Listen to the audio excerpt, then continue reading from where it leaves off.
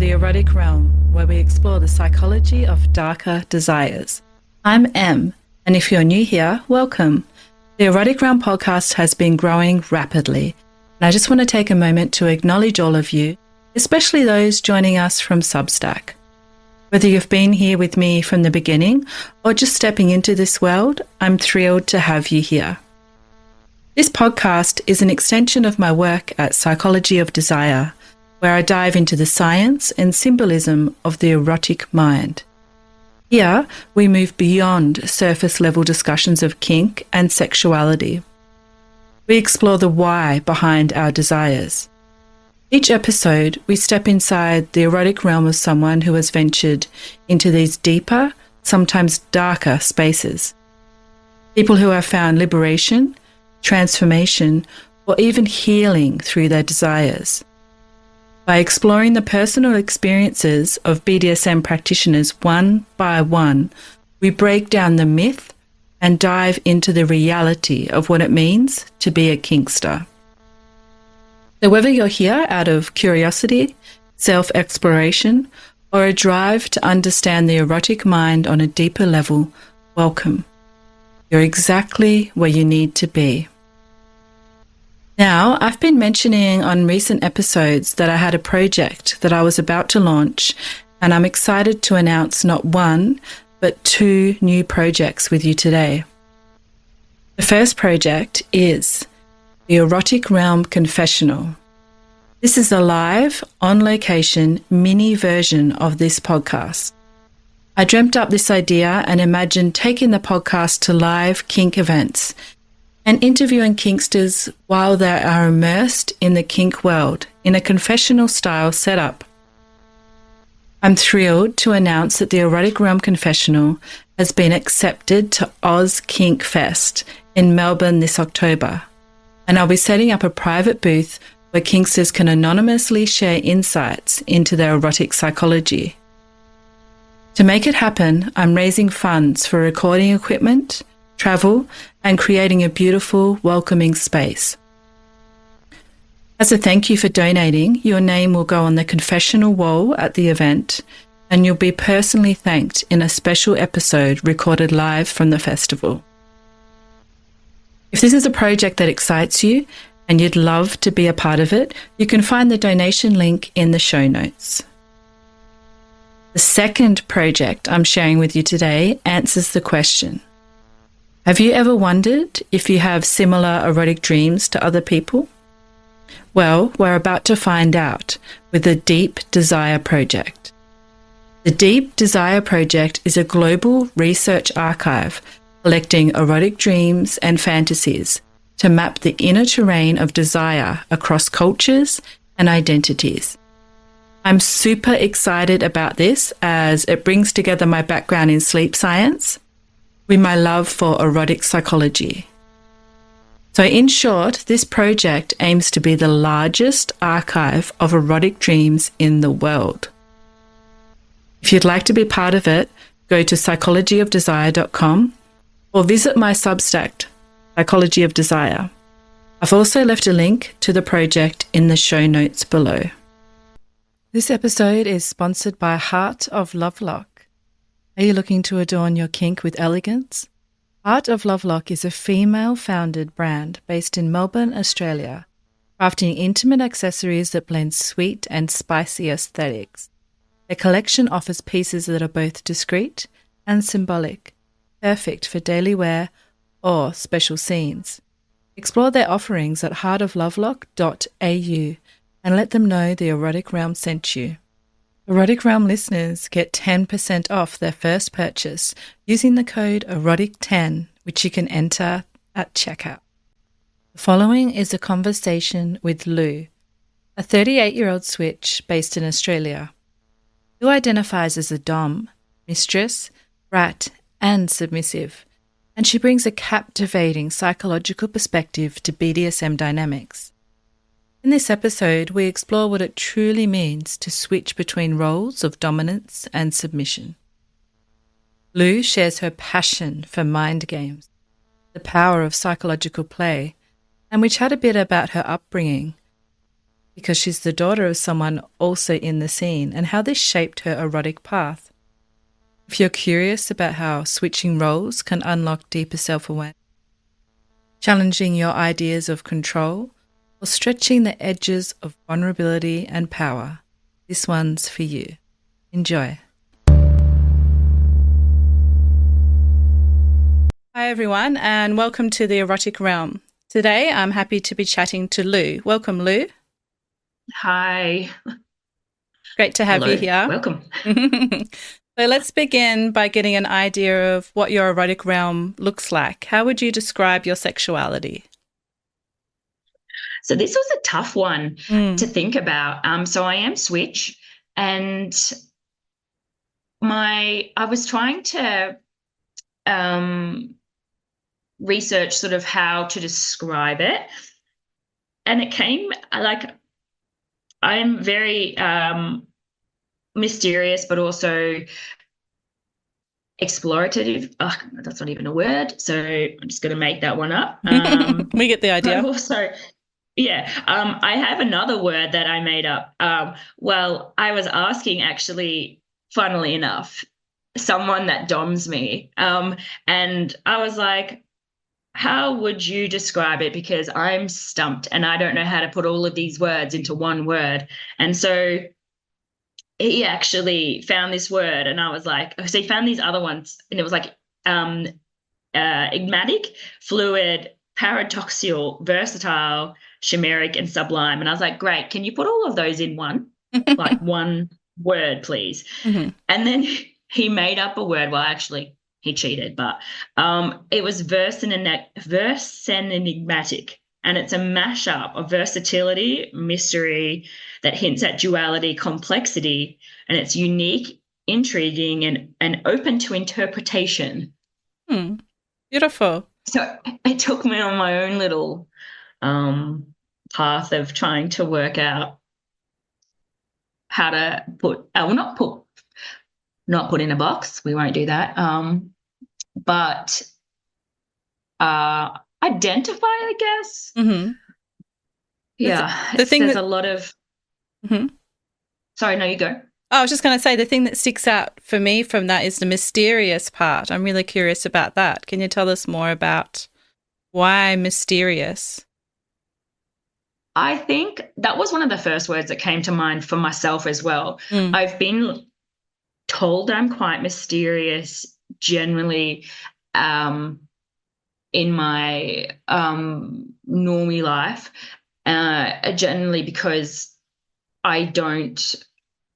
I'm very diverse in a lot of my interests and likes, Mm-hmm. and um, if you saw me, you wouldn't think I was switch or that I dom people or that I was in the kink lifestyle at all. And then I drop the bomb, and people don't expect it, and I kind of I like that. I get to, I guess, have multiple facets to my personality, and that just ends up, I think, people find quite curious. And but I love learning. I love learning, so I'm always growing in spaces. But just my curiosity with people, and then the people become, I guess, yeah. I find that they're the sort of pathways that my curiosity, I think, also leads to being mysterious because I don't always give stuff away about myself. Mm-hmm. Um, I ask others more about themselves, and I also love people watching. So, you know, I think that's another little thing that I'm happy to just sit on my own and just watch. Mm. I think those little parts all play little, or they all contribute to being mysterious, and then coming out and say some some of the females that I know, I just come out and I'll say, um, I pegged a guy with the massive horse dildo, and they're like, "What?" And they just were like, that is not what I expected to come out of your mouth. And I was like, well, someone's got to be that person. Someone's got to be the one that goes ahead and loves pegging, and they'd be like, man, can I learn from you? And I was like, sure. You just put the dildo on your harness and go for life. But no, you don't really go for life. Got to warm that stuff up a little bit first, yeah. But just things like that, and then I can go to that same person that I put my fingers in their colon because they enjoyed fisting. So I little nuggets like that, I think, just like when you drop them out of nowhere, in context, there's context, but it's, that little nugget, and you're like, wow, yeah, okay. And I think it's just that those bits that go to the mysterious parts. So what does being a switch mean to you? How would you describe it to someone who is hearing that label for the first time? So my first way is that I explain that I like both sides. I like to be the submissive and I like to be the dom. I don't favor either when talking about it, but there will be periods where when one role will be more prominent and be more frequently played, I guess. And then it becomes too top heavy, and then I crave the submissive side where I don't want to be the one making the decisions or telling somebody what to do or, finding new ways to meddle with their mind. I want someone to do that to me, but also I want to learn new ways to have my own mind, messed with, where someone can, and then I'd be like, well, mate, I'm using that on my next one. They don't know what's coming and this is going to be amazing. So it's also, so I get to learn new ways of fucking with others' minds. But that's the best way I explain it. It's just a bit of both sides, but they each have their own, space. And I'm yet to find somebody that is switch that can out-dom me enough where I'm not in a subspace and saying I'm better than you. It's a tricky space because it's hard for some people to in the same play session switch between being the dom and then switch to the sub or vice versa.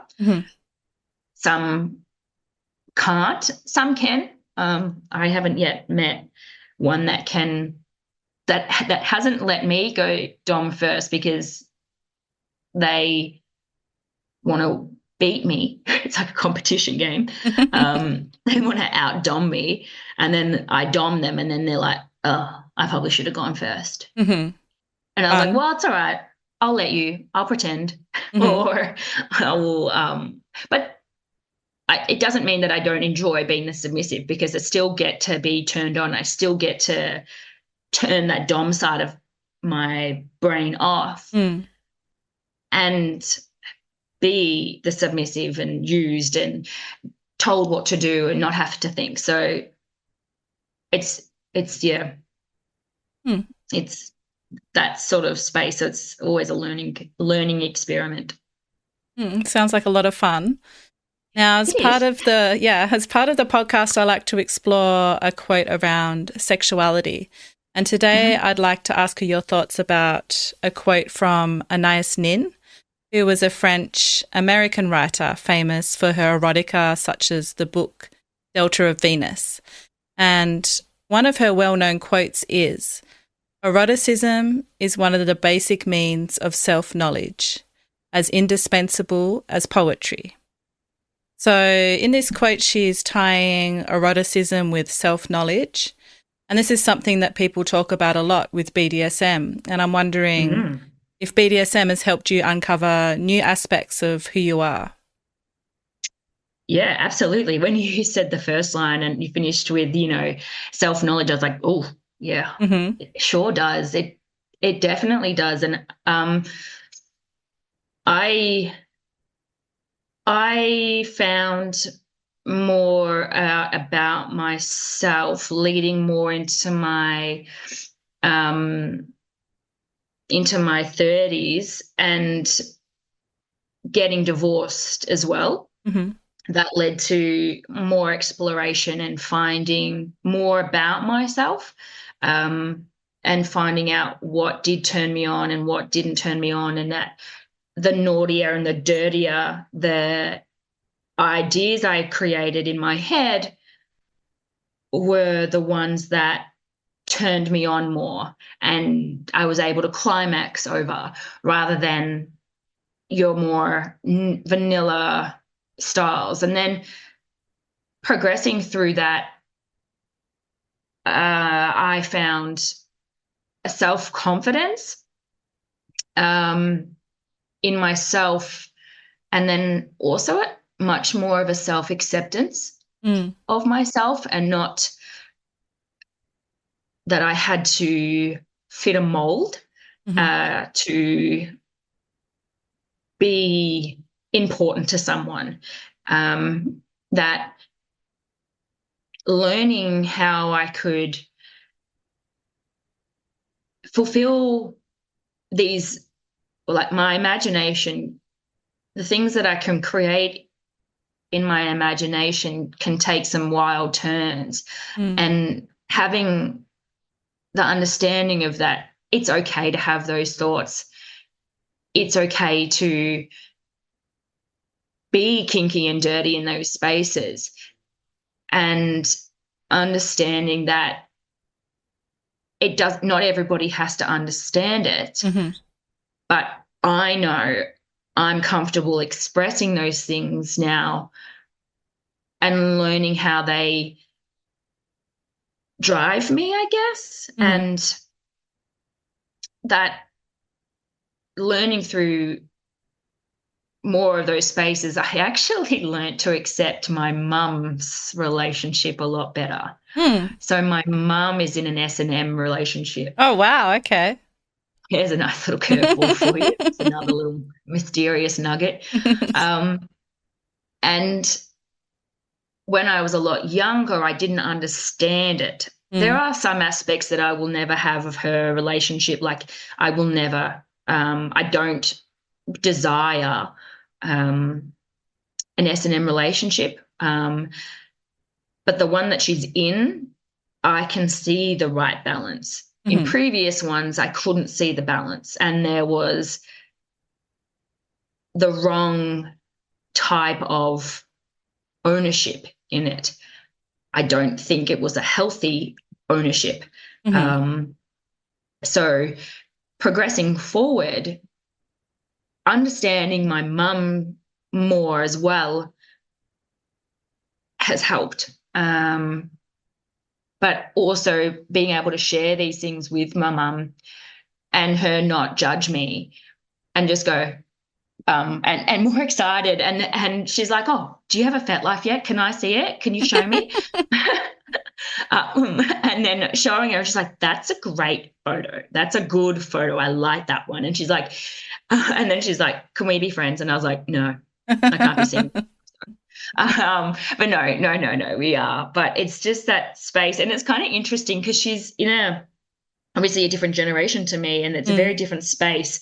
And she very much, she has her own thoughts on um, particular kinks and BDSM styles. Like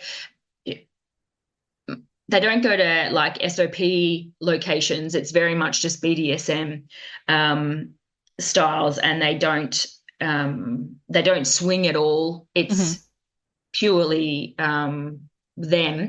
Um, but her partner will do impact play with others and does teachings as well. So he does knife demonstrations and what have you. Mm-hmm. So they take on a lot deeper role in a BDSM space. Um, which that's one of my limits is the blood space and cutting space. It's not my jam. But it's, if I ever was curious, I would just go to them and be like, hey, can you explain this to me? Or what does this mean? Or use the dictionary that is on FedLife.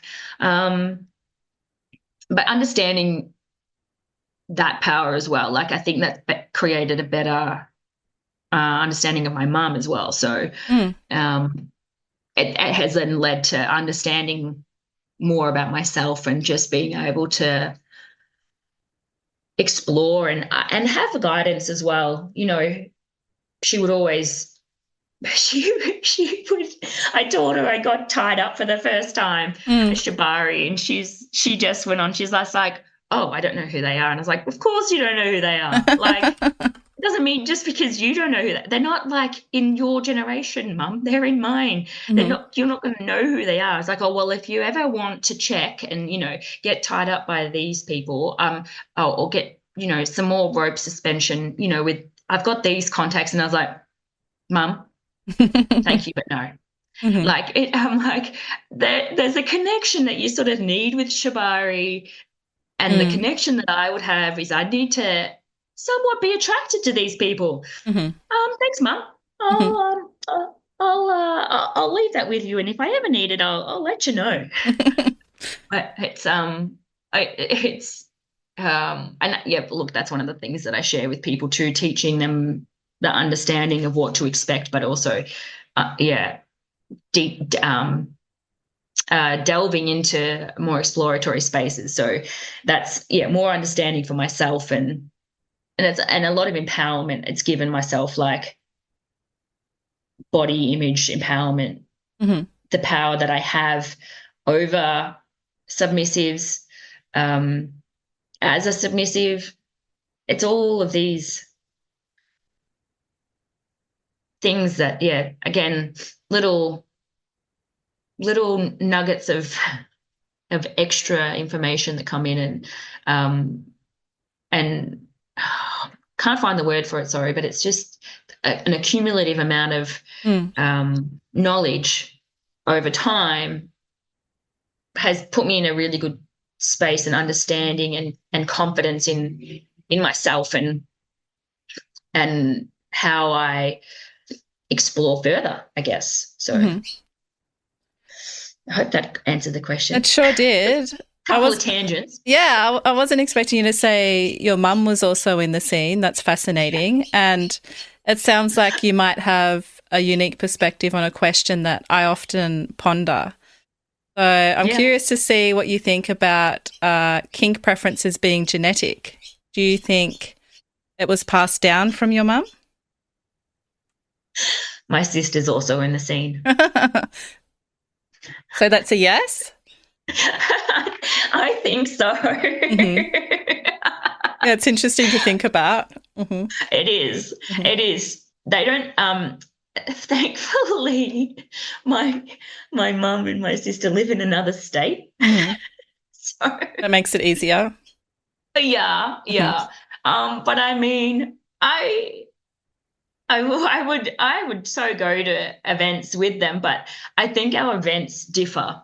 Yeah. I don't know. I haven't explored it too much with my sister, as I don't think she's as comfortable to share with me as she is with Mum. So I just leave that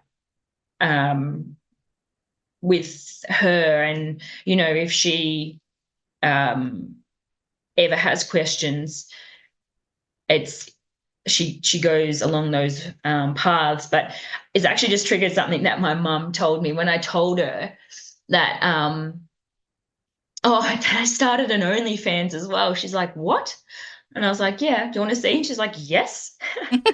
And then she's like, so are you a dom or a sub? Or I was just like, oh no, I'm fairly confident I'm a switch. And she's like, really? And I was like, yeah. And she's like, we've taken you for a submissive. And I was like, okay, cool.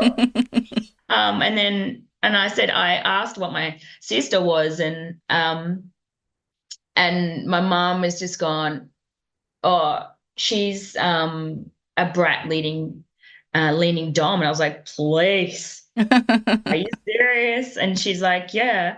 And I was like, I can see the brat. 100% I can see the brat. She's an absolute shit stirrer and a turd. And I can absolutely see that space, but it would be, she might be a lot more sadistic than me. Hmm. And I lean more into mind games and that um, that conflicting mindset that people have, how I get them turned on and aroused, and then later when they're not aroused, because our brains change how we feel about arousal. Like Mm. in a space where we're very in public vanilla, things that are morally abhorrent, you're like, that's disgusting. And then when you're aroused and the way that it's delivered, and then you come back and you're not aroused anymore, and you're like, oh my gosh, I just did this. Hmm. Like that conflicting mindset is delightful Mm. for, for me. And I bring it back up at certain points, but I think my sister is much more of a very like impact pain and then giggle about it after. Right. Fascinating. Yeah, we're all so different in our sexuality. It's amazing how many It is. versions there can be. I'd love to get into mindfucking more a bit later, as Yeah. you just mentioned it. But for Yes, now, sure. since you're a switch, I thought it would be interesting to explore this article about switches and its findings together.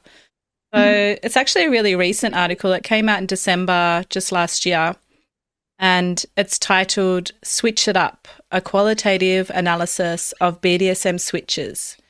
And the authors interviewed 15 people, in depth interviews, and they explored how switches navigated their roles as both dominants and submissives.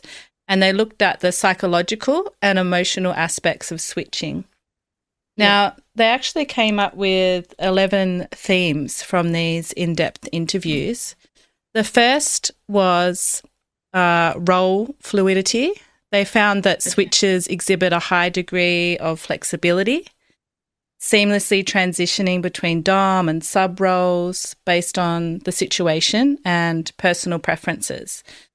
So I think you've spoken a little bit about this, but I'm keen to know a bit more about how you navigate the internal shifts between being a dom and a sub. And can you describe the moments when you feel like one side more strongly than the other? During play or Yeah, yeah, um whatever comes to mind. um I mean, as I'm a bratty sub, so that comes a little bit in hand when I tease Hmm. as a submissive, because um I want to tease them so that they get frustrated and then just let it all out, and go, don't, why are you teasing me? I own you. I'm going to ruin you. Hmm. Um, and that's my end, I guess, a bit of an end game when it comes to being a submissive, but I can feel the switch during play. I think with certain people that naturally can change, Hmm. um, and I'll allow it. Um, and then I think that, like, I'm sort of visualizing it now, and I think that it comes from when you become when from being the submissive. Like, actually, recently I had this where was straddling and I was told to go there, but then I was like, well, this is the perfect angle for me to put my hand around their neck. So that dynamic switched in that moment. Mm. Um, and I think the connection with the person made that, and the conversations we'd had previously meant that I could do that, and that if it didn't feel right, he would just tap out Hmm. or be able to say, that's not my jam. I'm Yep. not into that. And then we would switch back. Um, but he was into it because he is switch himself, and at the moment it has been so top heavy that he's craving the bottom. So in that moment, it worked well. It then switched back pretty quickly to him being the dominant part, and because of how much conversation we'd had just prior about mind fucking and hypnoporn and the pathways that, you know, we've taken our own subs. And so he actually wanted to be saying, he actually had me at a point where he was like saying, you need to say sorry now for all of the doming that you've done, because, you know, you're not the top right now, you're the bottom. You need to learn your place. And that was just wild for me, because he's like, it was a natural switch. Like, we were playing and then I was on top and then wanted to choke him and did, and then he let me and we continued, and then it moved on to being him back to the dom space. And yeah, it was quite that, like, that is a big arousal for me, in that he, and I could feel the power switch and him talking to me, because I don't like talking at all when I'm a sub. I just like being told what to do, and that in that space, he's like, you need to apologize and say it like you mean it. So there was that control, like, if I'm delivering this correctly, so that you can understand, that's how sort of I can feel the power shift. I don't obviously know if it works that way for everybody, or others. It's something that's quite curious. Like, that's actually something to really think about, how that shift happens. And I think, like I mentioned earlier, that I have yet to find somebody that can dom me after I've dommed them in the same sort of sitting, if you will call it, like, same playtime.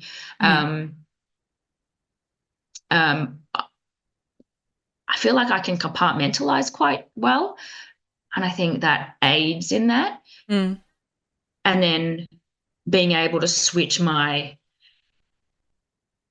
ideas, going from, okay, I was just doing this, that was arousing, and I was getting off on that. Now I'm going to get off on you just fucking me however the fuck you want. Like, teach me a lesson for doing what I just did to you, you know, pay me back. Yeah. Fun. Yeah, that's the sort of, I love that game, is like, like, whatever I do to you, just remember I'm doming second, so I'm going to fuck your shit up. Like, that's, there's a lot of versatility there. So that was one of the themes that they explored. They also uncovered another theme that was labeled role limitations. So even though switches are really versatile, they found that the people that they interviewed sometimes encountered challenges that influenced their role choices, such as partner preferences, societal expectations, and personal comfort levels. Have you encountered challenges that influence your role choices, or is it more of a natural kind of vibe that you go with? No, I'm definitely, I'm picky. If this is the path that you're leading, I won't just dom anyone. I need to have a connection. I also won't just sub to anybody. If I think that I can outwit you, it won't happen. If is that the right path you're talking about? Like, with the full, partner preferences. Yeah, partner preferences. There's role preferences in some spaces, like with particular kinks in a dom space. Some prefer a mummy dom, some prefer like a mistress, very aggressive masochist style. Um, I prefer a softer side because I want to manipulate more. Mm-hmm. So with partner preferences, the some of the people that I know that become attracted to me, but not necessarily vice versa, are the ones that like the MILF and that mummy role. Then I know some others that have that are male switches or male doms and having that preference where they can't play that daddy dom. That's a hard limit for them just because they are parents. They won't separate that too easily and create a boundary there for that role. I one of my favorite, and I actually have this on my FetLife as a preference. Well, as a advertising, I guess, in a Mm-hmm. way, to say what I'm looking for is because one of my favorite types of person is to find a jock that's all a meathead and just make them a submissive little slut. Like that is my jam. Very Be specific. able Love to, it. yeah, yeah, and it's those because to be fair, they are secretly wanting to try, but society says you're a jock. You Mm-hmm. can't be. You're supposed to be the dom. You're supposed to be the strong one.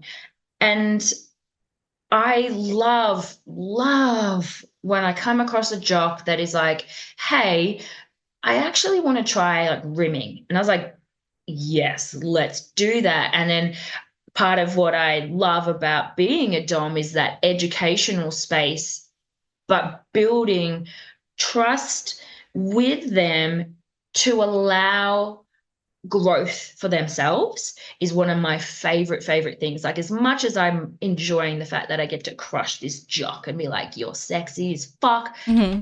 and I'm going to make you this big, and I'm going to make you do things that you don't want to do, but you are going to do them because you're aroused, and that's going to get me off, and you're going to want to please me so that you get called a good boy, because you don't get called a good boy unless you do what you're told. And then get them to like come back and be like, okay, so can we try rimming and move into fingers? And then can we try rimming and fingers and then move into pegging? And that I love being able to create a space like that. So I found one recently, and he is gorgeous. He is hot, and I was like, you're amazing. And then he shared, and this was one of those mysterious things, his mouth hit the floor when he found out I was like into kink scenes, because I was telling him when I met him that I was about to go to a swingers bar in Melbourne to go and have sex with some people in some MFM nights, and that he was just perplexed in that. And then he shared with me later, because he gained that trust because I was so open with him and saying, yeah, I'm all about it. Like, I'm a switch, I'm dom, I'm sub. I'm like, if you want to fuck me this way, this way, this way, whatever, go for it. Like, if we connect, I'm all about that. And he was just like biting his lip, and he's like, I need to share something. And I was like, yeah. And he's like, I actually am what did he call it? He's like, I want to be dressed up like a girl, humiliated, made to take a dick, made to suck a cock. I want you to take me shopping. And I was like, stop it. That's I am obsessed with this. Yes, let's go. I will ruin you. And then and then he shared all of these things. He's like, I've actually gone on Grindr, and I was like, what? And he's like, yeah, dressed up as a female. I was like, yes, you would look better in the clothes that I can't look in, and that's not okay. And he's like, exactly. And I was like, mate, this is not okay. I'm going to ruin you. Okay. And he's like, please do. So he's like, I need to learn the makeup and I need to go dress shopping. And he's like, I want to actually hook up with someone that's trans. And I was like, I know some people. I know someone that is trans, and when they told me they were trans, I hit my mouth hit the floor because I was just in awe of how amazing they looked. This natural beauty, and I and that it continued, and it's gone down this journey of like he's shown me all of these hypno-type porns that sissy trans ones, and I was like, oh, I can see why you're addicted to this. This is hot.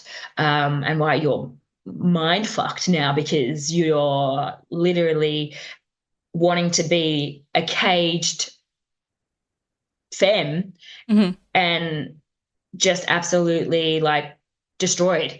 And this is I'm so attracted to this, and this is a massive turn on. And that was really like this journey that we're going on. I'm really excited. And it becomes like I don't get attached very easily, but I get like when you get a new toy, it's like, oh, I just want to play with it and explore and do all of these new things, because they are a new identity to me.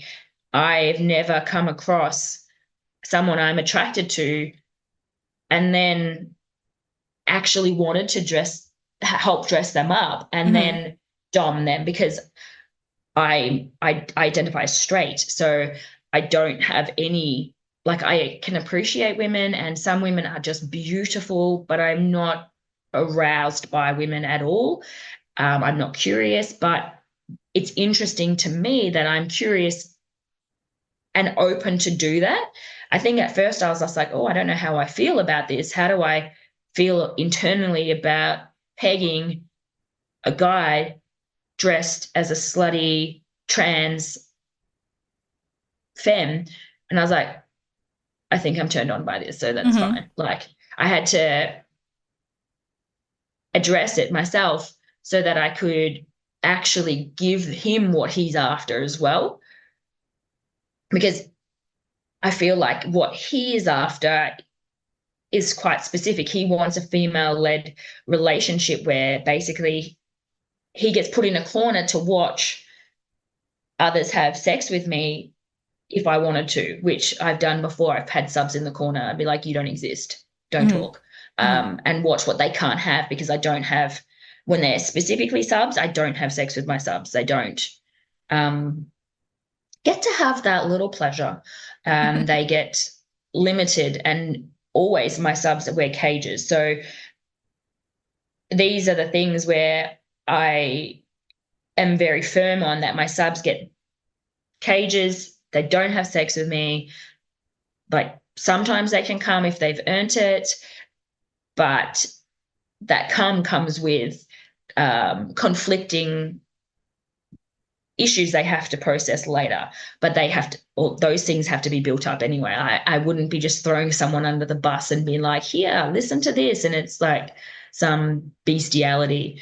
You build up to those types of things. But yeah, that was like a massive tangent It happens. into something that just popped into my brain. And I am feeling back. We go back to partners now. So there you go. That's back to the partners and role playing. No, you were talking about partners, and it sounds like you have a lot of fun ahead of yourself with the new person that you've met. So I wish you all of the sexploration with that. I'm excited. I've just reignited my excitement again about it. Yeah, I can hear it in your voice. It's great to hear. Now, I'm wondering about your thoughts on the many misconceptions about switches now. So being a switch myself, I've personally come across many of these. One of them being that switches just need to choose a side. Another one is that switches are greedy. Have you had experience with these misconceptions? And what would you say to those people that have these views? I have to say I'm lucky that I have not. But Interesting. I would tell them, I have not come across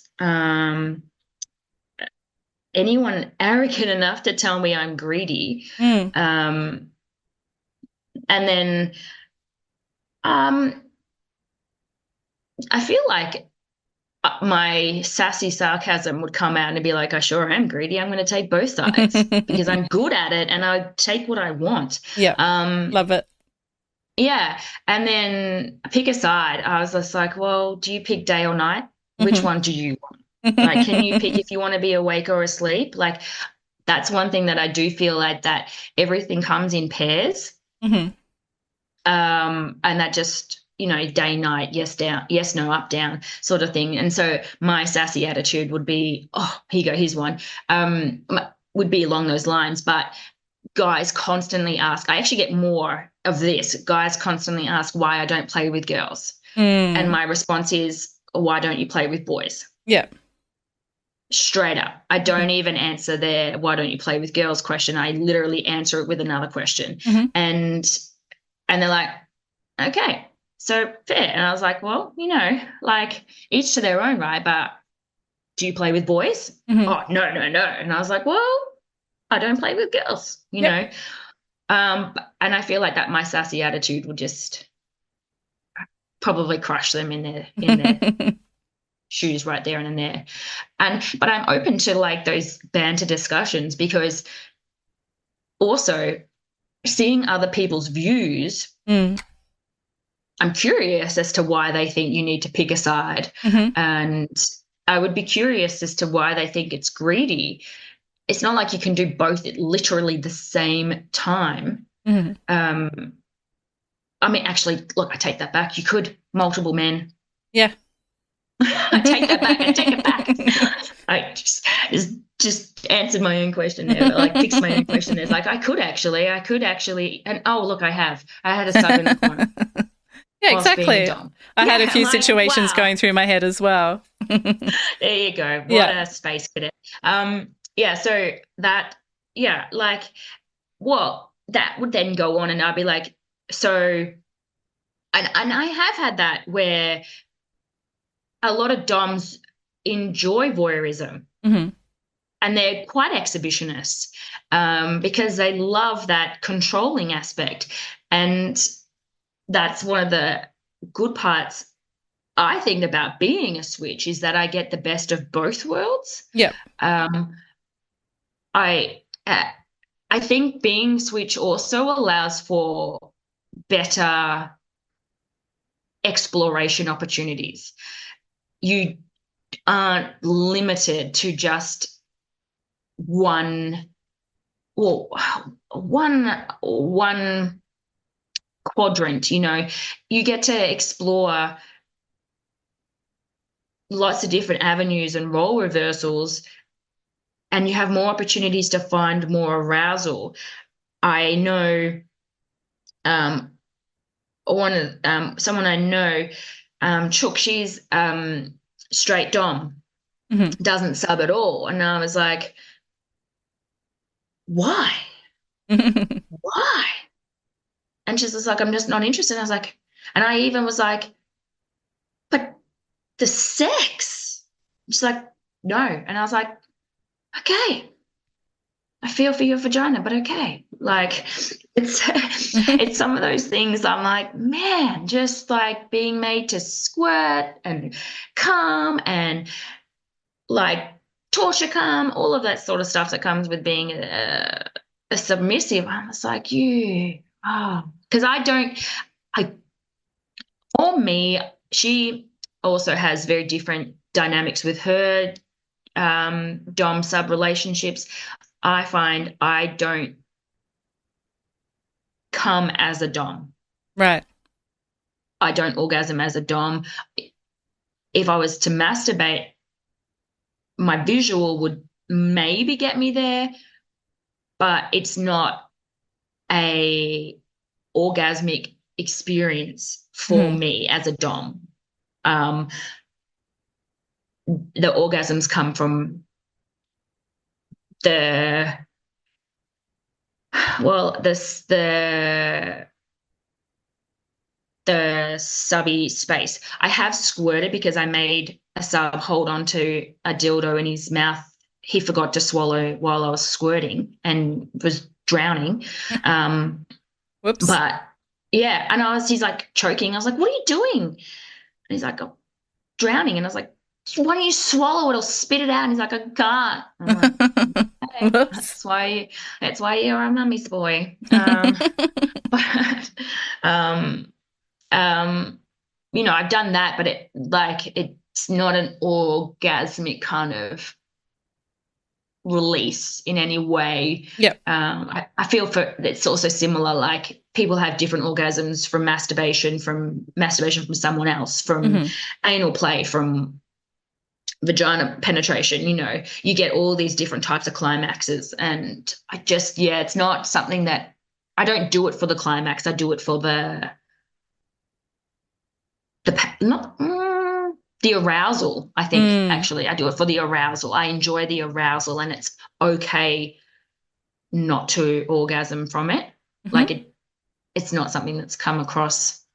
But yeah, then I get to go over to the sub side and be like, yes, orgasms all day, whatever. Yeah, do what you want. Don't talk to me. Don't ask me how I am. Just do it. Yeah, Gag 100%. me. 100% arousal can be just as fun as orgasm itself. And that's something that's not spoken about as much. You can build up arousal to a point where it can feel, just as amazing as an orgasm sometimes. Yeah. So thank you for highlighting that. Now, you're welcome. As part of our conversation today, I asked you to bring along something to share that's influenced your sexuality. Can you let us know what you've brought along today and how it shaped your understanding of your erotic realm? This nugget was hard. Oh, yeah? It was hard. Because, and I didn't find any one thing. I genuinely think a lot of different mediums have come in to shape how I am. One being exposed to BDSM like third hand, I guess you would call it, with my mum. That was like a conflicting path to process and then understand and reflect on. Movies that get crazy kinky, like there's a movie that I was always drawn to called Fear with Mark Wahlberg and Alyssa Milano. And it was quite a rough sex space. And there's that comes to mind now. Then there's books that come to mind that it's also like the lust and the anticipation that gets built up. Those sort of things drive me. Genuinely sitting and people watching as well, watching faces and then using those faces later for my own messed up kind of arousal pattern that I take on. Literally talking to new people and exploring things, and jumping how my brain works, how you've got a wee glimpse of how my brain works, and how I would just go, oh, imagine this. Oh my gosh, imagine if you just did this with that and how that would work. I'm trying to think of an example, but I'm coming up donuts. But the ways like you would, we would, okay, so here you go. Here is one actually, talking again about back to the guy with hypnoporn. and we were talking about how he forces subs to watch it. And I was like, oh, that's amazing. What if we tied them up? And he's like, oh, force watching. And I was like, yeah. Tie them up, sit them on, because we were looking at these dildos, these crazy alien, different types of like paws and whatever on these different websites. And because I somehow started talking about the tentacle dildos and whatever, like when you use them on people. And I was on this site and it had a grinding mount kind of thing. And I was like, oh, grinding is one of my favorites, especially like if there's a vibrator there as well. And that the grinding, oh, imagine putting them on the grinding, making them grind whilst their hands are tied behind their back, gagged, and watching Peter Griffin have sex. And they're so aroused that they're getting off on a cartoon having sex and they're like grinding themselves more and more. And he's like, how your mind came up with that? I was like, I don't know. It just came up with like, it's the tangents that come up with the goods. And he's like, I'd never even thought of that. And I was like, well, you're welcome. And I think that's just kind of learning from or talking to other people and exploring and then hearing these things, and I'd be like, oh, what about this? And they're like, part of it's being comfortable enough to share what I just thought up in my head as well, that I would think that is super hot, and them not going, that's disgusting, what were you thinking? That ability to share and not worry what their reaction would be. I think also has helped grow.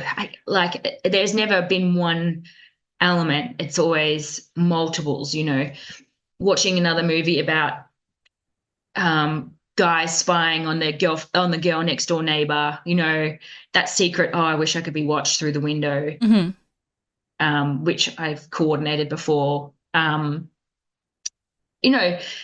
All these little things, how that would be turned on and turned into an R-rated type scenario. I feel, they all contribute in their own elements, other people's experiences, how other people see relationships, how other people have their relationships with people. Just I love hearing also understanding and being okay with that I'll never be monogamous again, because I'm so obsessed with hearing how guys play with other girls or other guys. It actually is a turn on to me to hear how a guy, what he did to a girl. And I was like, that's hot, those experiences, and recognizing that I actually enjoy hearing these stories, and then going back and saying, hey, what if you had done this next time, or sharing my stories, and they go, oh, did you do this? And I might say no or yes, or oh, can we try that? It's I think I haven't been able to identify anything, no one key trigger, no no real nugget that went and said, here you go, here it all is in like a neat little cute pile. I think that Sorry, let's chat about mind games and psychological play, because you're kind of talking about it there and you've mentioned it a few times, and you seem to really love this aspect of play. So for those that might not be familiar, how would you describe what mind games are, particularly in a BDSM context? Good question. It's a hard one to define.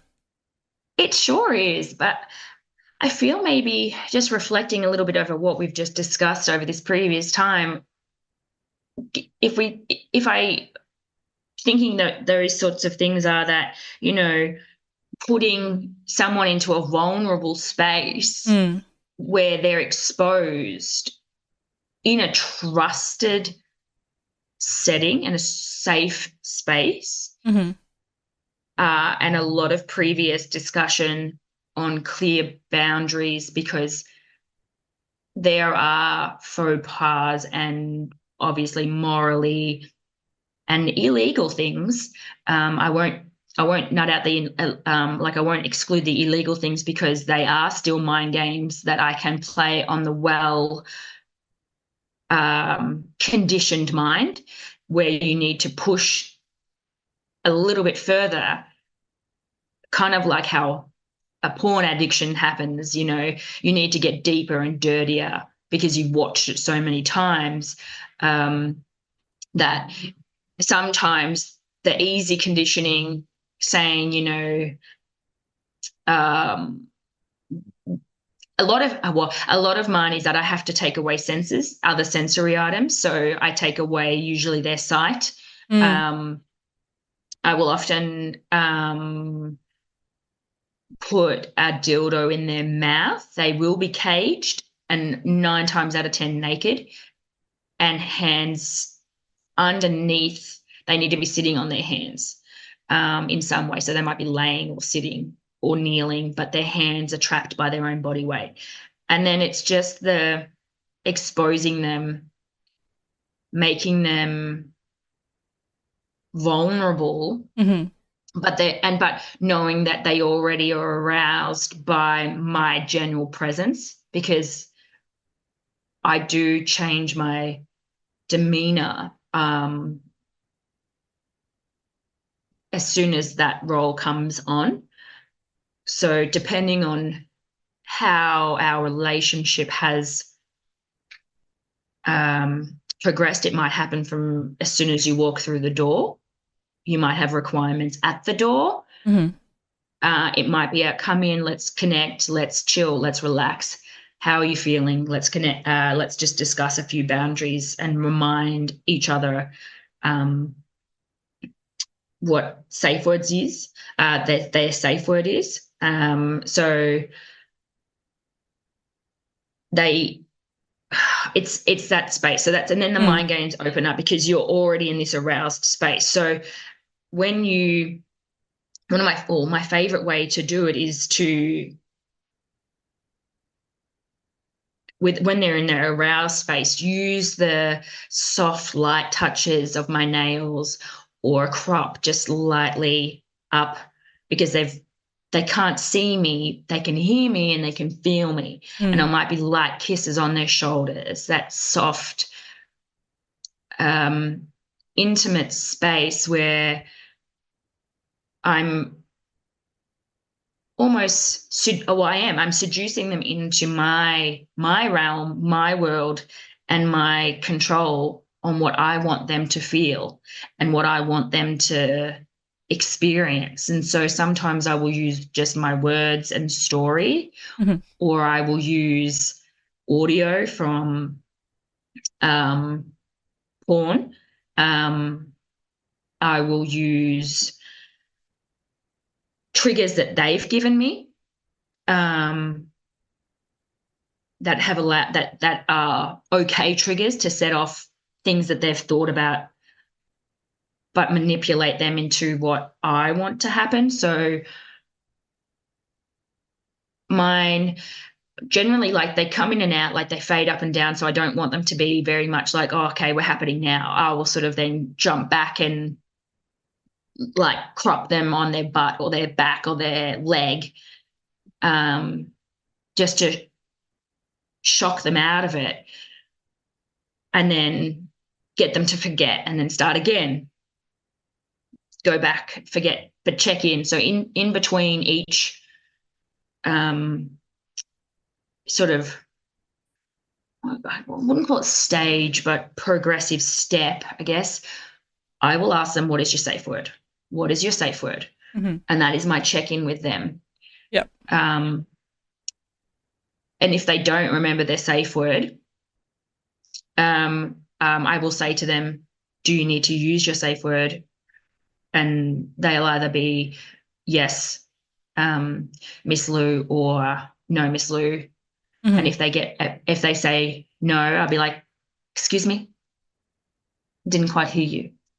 No, miss. And if they ever spell my name wrong, ooh, they don't use the grammar correctly. My goodness. There's some trouble and usually, actually always, they always fuck it up at least twice. And I say, that's your last warning. And next time, I'll sometimes I've cut off people and blocked them for like a week as punishment. But yeah, coming back in and then they'll be like, oh, okay, back into regimented. And then I'll be and then I'll move back into the soft, seductive space and start bringing in stories like, how turned on are you right now? Do you like the feel of this? Does this feel nice? Are you going to come for Miss Lou? And they say, yes, Miss Lou. Or are you going to, I just keep reminding them of the rules or little elements. And then I'll drop in things like, do you remember your neighbor, the one that you spied on whilst you were younger? Do you remember watching them in the shower when you were whatever? Or do you remember watching your sister's best friend in the pool? Do you remember opening the door, watching them shower? All these naughty, naughty little things. And then there's other elements where I might bring in bestiality. I had one mimic what they heard, and they heard a licking sound. And I said, you need to lick my pussy just like this. Do better. And I sat on their face and I had my phone next to their ear.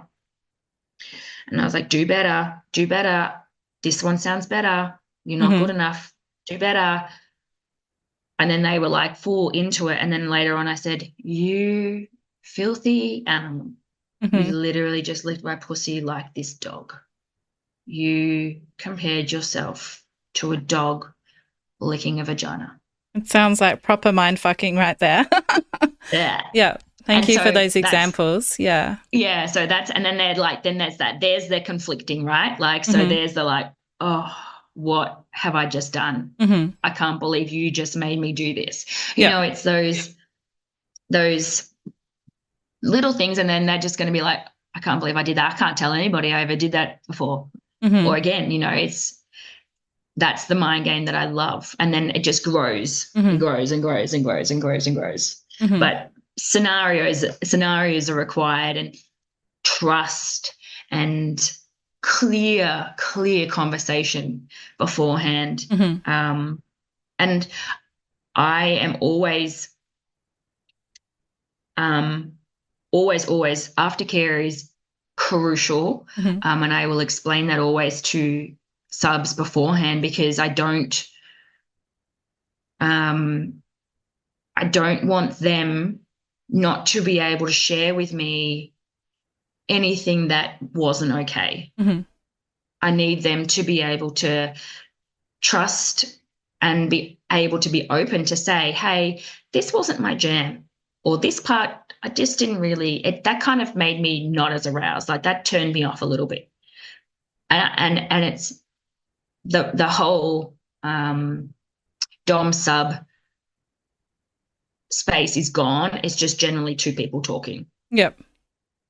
When it comes back to aftercare and that connection again, and coming back down to earth, I guess, and really embracing and reflecting over that experience.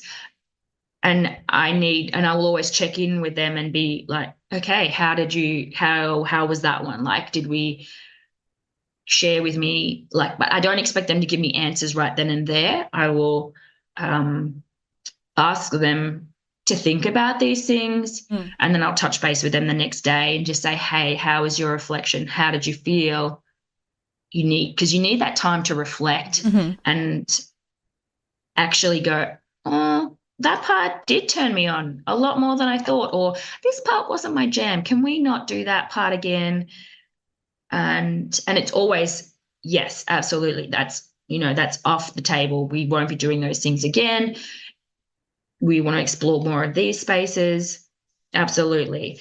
And then often I find that when they have reflected and come back to me on what they've thought about,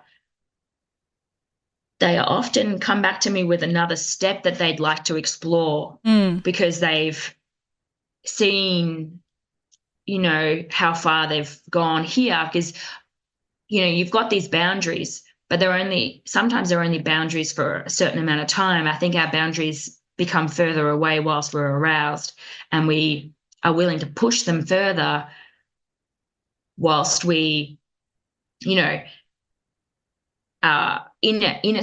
play space. We're more willing to stretch things because we're aroused and we're excited about where it's going. Mm-hmm. And I like that they can be able to come back and say, hey, can we go down this path or explore this path? I feel like that's a really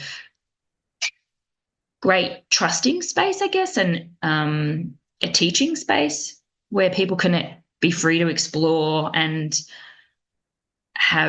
be open to say, hey, I'm actually really turned on, or I'd like to delve down this path, because I think that no one should, like, if it's not my jam, or if it's not something that I'm happy or comfortable to share with them, I'm more than honest and I say, look, sorry, I can't give you that. I don't think I'm adequate in that space for you. Yep. And I will always tell them I won't give them a bum steer and be like, yeah, no worries, let's do it next time. And then next time never happens. I think that's really rude and disrespectful for the trust that they've given you. I think it's. So we have a tradition on the podcast where I ask my guest a question sourced from one of the listeners. And today's listener question is, if you absolutely had to choose one kink to explore for the rest of your life, and only one, what kink would it be and why? It's a hard one. You should see my face. You should see. Not impressed. Ew. How do I narrow it? One kink, goodness. What comes to mind? Anal. Okay, interesting. I wouldn't have guessed that. No, I don't know. Like, oh goodness, I don't think that's probably that's one kink. Multiple orgasms. Okay, fun. Yeah. That's tricky. It is. That's a tricky one. Yeah. Yeah. Yeah, mind games. I know. I don't know. See, because then it's different, because this is tricky, because which role is it? Like, is it the sub role or the dom role? Or am I going to be greedy and have one of each? Well, you want one of each, right? Absolutely, I do. So like the multiple orgasm torture, I'm happy to explore. Well, there you go. And yeah, there you go. That's it. That sort of things. And I will take that greedy crown and I will wear it like a fucking queen. And I'll be like, I love it. Yeah. So, Lou, is there anything else you'd like to share with us today? Perhaps there's a topic you wanted to speak more about, or something you'd like to share with the listeners that we haven't touched upon that you feel like is important to share? Probably just reiterating check-ins throughout play. I think that's one that's not often done. Another one that a lot of females bring up is preparation for impact play too. That's just a quick one. That's like, warming up correctly, having clear check-ins because it comes with check-ins again, that, what pain level are you at? Are you at a 7? Are you at a 10? Okay, that's your 10. Let's back it off a little bit. That constant check-in. There's nothing wrong or shunned about checking in to make sure that the person you're playing with is enjoying what space you're at, Yep. Because I can think of times when I've been like, I'm not enjoying this at all because you are hurting me, or you've done it wrong, or you feel wrong. and just continuing for the sake of it. Yep. Yeah, and it can be sexy. It doesn't necessarily ruin the mood. You can make it part of the play. That's it. Exactly. And I love when, like with check-in words, then they use something obscure. And it kind of, when I make them say it, they chuckle a little, or especially when I've done impact teaching with females, they're like, yes, that's hot. I like, that's good. Now it doesn't sting anymore. I like the thuddy pain. I don't like the stingy pain. Asking those questions so that the intimacy and connection and the experience is much more enjoyable. And it's an overall better experience. I think women come back to better experiences really quickly when they feel safe and heard, and they want to repeat them over and over again. Yep. Like as long as that pain, that arousal, pain from impact play, they're like, oh, that drove me wild. Let's do that again, please. Like you could do that all day. Whereas like if it was a snappy pain, you're like, I just want this over with because this is like hurting me, I think that check-in space is just something that should be more frequent. I know that a lot of females that, just constantly like, they just don't check in. They haven't touched, they just go full hog straight away. They haven't warmed me up. I didn't even know about warming up until you told me. So, yeah, that's just one thing that I think that there's never, ever, it's like lubing up a vagina. You can't just go in there dry, mate. Yep.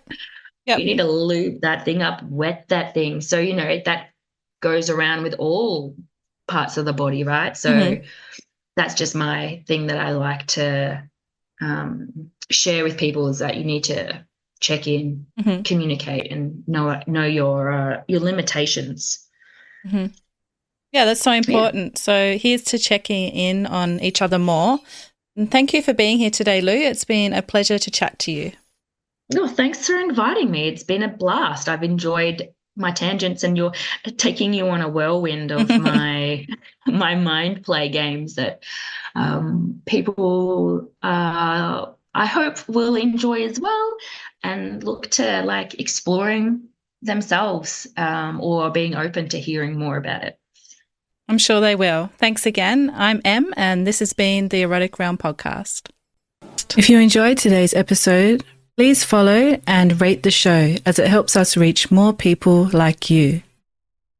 The Erotic Realm is also expanding rapidly right now. We're now listened to in 117 countries.